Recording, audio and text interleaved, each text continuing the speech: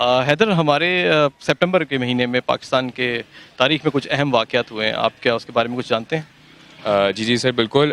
दो वाक़ये हैं जो मुझे याद आते हैं। एक है 6 सितंबर का जो डिफेंस डे है हमारा, और दूसरा 11 सितंबर को कायद आज़म की डेथ एनिवर्सरी है। तो इसके अलावा एक और वाक़या भी है क्या? उसके मतलब आप कुछ और तीसरा वाक़या तो मुझे इस तरह कोई याद नहीं है वैसे। एक बड़ा अहम वाक़या हुआ 7 सितंबर 1974 में, जब हमारी कौमी असम्बली में सेकंड अमेंडमेंट के तहत कादियानियों को गैर मुस्लिम करार दिया गया।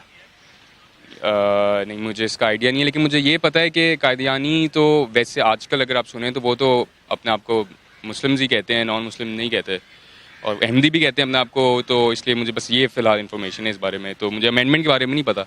तो वैसे कादियानियों के मतलब आप क्या जानते हैं इसके? कादियानियों की मतलब यही है कि मुझे यही पता है अभी तक कि जो हमने पढ़ा है या सुना है कि नॉन मुस्लिम्स होते हैं वो।